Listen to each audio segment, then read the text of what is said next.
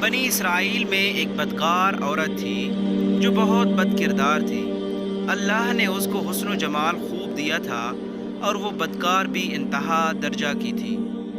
پوری بستی کے ساتھ اس کے تعلقات تھے۔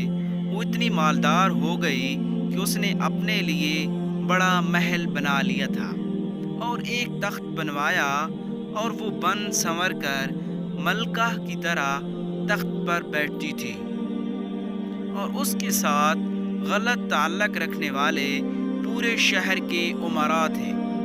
اس کی زندگی ایسی ہی گزر رہی تھی۔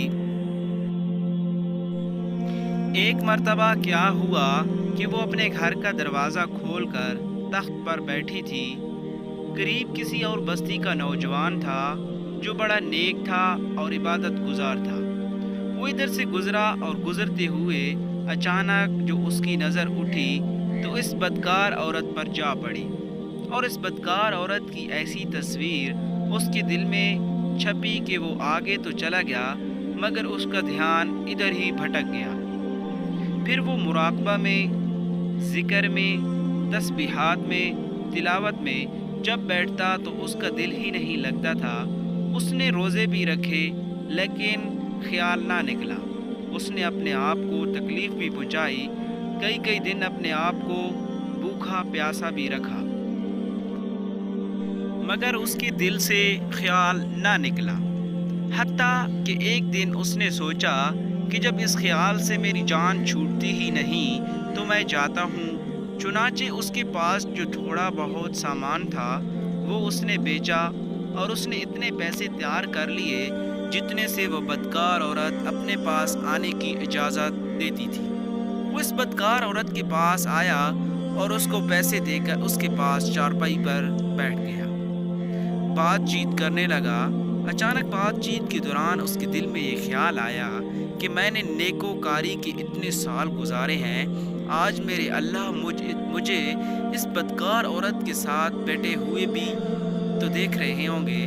بس یہ خیال دل میں آیا تو اللہ کا ڈر دل پر غالب آ گیا اور نوجوان نے کانپنا شروع کر دیا۔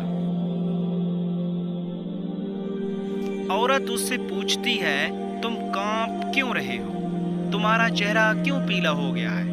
اس نے کہا، بس میری طبیعت ٹھیک نہیں۔ اس نے کہا، پھر تم جس مقصد کے لیے آئے ہو وہ مقصد پورا کرو اور جاؤ۔ اس نے کہا، نہیں۔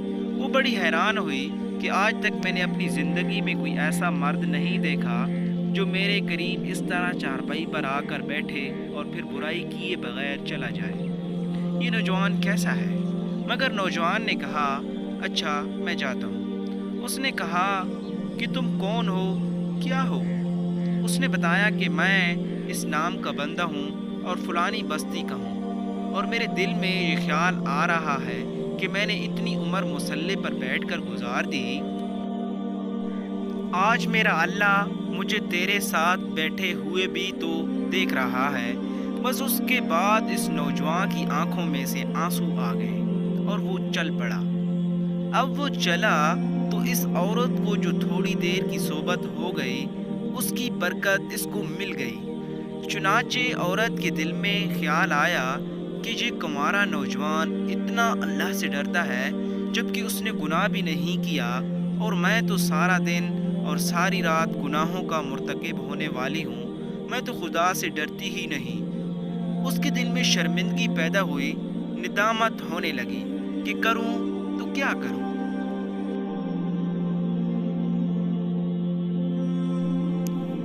دل میں خیال آیا کہ اچھا چلتی ہوں اور حضرت موسیٰ علیہ السلام سے پوچھتی ہوں کہ کیا میرے لیے بھی توبہ کی کوئی صورت بنتی ہے۔ وہ اپنے گھر سے نکل کھڑی ہوئی۔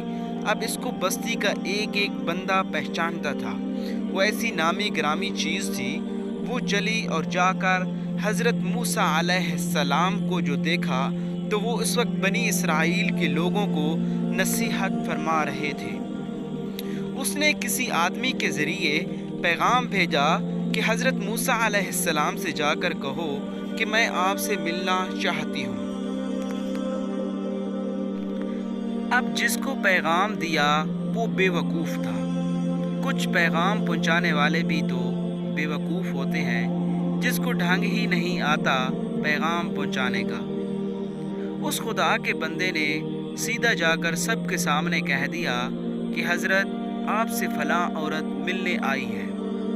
حضرت موسیٰ علیہ السلام نے نام سنا تو آپ کو بہت جلال آیا کہ لوگ کیا سوچتے ہوں گے کہ ایسی عورت ان سے ملنے کے لیے آئی، ان کا کیا تعلق کس سے؟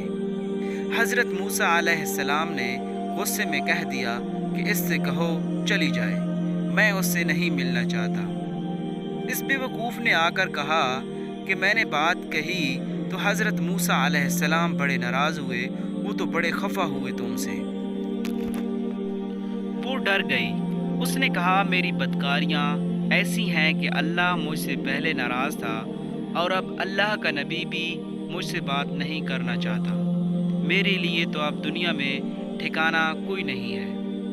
بڑے اداس اور بوجھل قدموں کے ساتھ وہ وہاں سے واپس آئی اور اسے سمجھ نہیں آ رہی تھی کہ وہ کیا کرے۔ اب وہ حیران تھی کہ اللہ کے نبی علیہ السلام نے بھی میرے ساتھ بات کرنا گوارا نہ کیا، میں اتنی گری ہوئی چیز ہوں کہ وہ بات کرنا بھی نہیں چاہتی۔ چنانچہ وہ گھر آئی اور اس نے گھر کی کنڈی لگائی۔ اس نے اپنے کسی بڑے سے سنا ہوا تھا کہ بندہ جب اپنے رب کو منانا چاہے تو اس کو چاہیے کہ وہ اس کے سامنے سجدہ کرے۔ چنانچہ اسے اور کوئی طریقہ آتا نہیں تھا، گھر کی کنڈی لگا کر ایک جگہ اس نے اللہ کے سامنے سجدہ کیا۔ دل سے یہ کہہ رہی ہوگی میں تیرے سامنے جھک رہی ہوں خدا، میرا کوئی نہیں اللہ تیرے سوا۔ اسے پوری دنیا میں اور کوئی نجات کا راستہ نظر نہیں آتا تھا۔ پھر اللہ کی شان دیکھیے، اس نے رات گزاری۔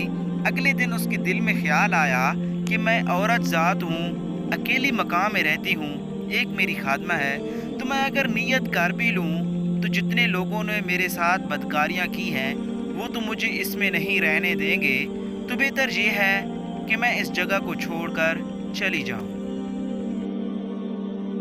تبھی اس نے فیصلہ کر لیا کہ میں یہاں سے چلی جاتی ہوں۔ اس نے اپنے آپ کو ایک سادہ سے کپڑے میں لپیٹا تاکہ کوئی کپڑوں کو اور حسن و جمال کو نہ دیکھے کہ یہ کون جا رہی ہے۔ پھر اس نے سوچا عورت ذات ہوں، کہاں جاؤں؟ دل میں خیال آیا کہ وہ جو نیک نوجوان تھا جس کے دل میں اللہ کا اتنا خوف تھا کہ وہ اللہ کے ڈر سے کانپ رہا تھا، کیوں نہ میں اس نیک بندے کے پاس چلی جاؤں اور اس کی خادمہ بن کر رہ جاؤں، ممکن ہے کہ وہ مجھے نکاح میں ہی قبول کر لے۔ یہ اس بستی کی طرف چل پڑی۔ چنانچہ ڈھونڈتے ہوئے یہ اس بستی میں اس کے گھر پہنچی اور گھر والوں سے کہا کہ میں فلاں بندے سے ملنے کے لیے آئی ہوں، تو انہوں نے کہا کہ اس کا ذکر و عبادت کا معمول ہے اور وہ کمرے سے اتنے بجے نکلتا ہے، تم انتظار کر لو۔ چنانچہ اس نے کہا بہت اچھا۔ یہ انتظار میں بیٹھ گئی۔ جب انتظار کرنے بیٹھی ہوئی تھی تو اچانک اس نوجوان نے دروازہ کھولا اور اس کی نظر اس عورت پر پڑی۔ یہ سامنے بیٹھی ہوئی تھی۔ جب نوجوان نے عورت کا چہرہ دیکھا تو اس کو اپنا وہ وقت یاد آ گیا کہ وہ کون سا وقت تھا۔ میں اپنے مسلح کو چھوڑ کر بالآخر اس کی چارپائی پر جا بیٹھا تھا تو اس نوجوان کے دل پر خوف طاری ہو گیا کہ کہیں یہ میرا ایمان خراب کرنے تو یہاں نہیں آ گئی۔ میں نے تو اتنی مشکل سے اس کا تصور ذہن سے نکالا تھا۔ تو نوجوان پر اتنا خوف طاری ہوا کہ وہ وہیں پر گرا اور اس کی جان چلی گئی۔ اب اس کی وفات پر گھر والے بھی بہت رنجیدہ تھے اور اس عورت کو بھی بڑا ہی غم تھا۔ خیر 3 دن کے بعد اس عورت نے اس کے گھر والوں کو بتایا کہ میں تو اس نیت سے آئی تھی، تو انہوں نے کہا کہ اب تو وہ اس دنیا سے چلا گیا ہے، اس کا ایک بھائی ہے، اگر تم مناسب سمجھو تو ہم اس سے پوچھ لیتے ہیں، اگر وہ تمہارے ساتھ نکاح کرنا چاہے تو تم اس کے ساتھ نکاح کر لو۔ اس نے کہا ہاں ٹھیک ہے۔ جب بھائی سے پتہ کیا تو اس نے کہا ٹھیک ہے، اگر پہلے یہ ایسی عورت رہی ہے اور اب توبہ کی نیت کر چکی ہے تو میں اس کو اپنے نکاح میں قبول کر لوں گا۔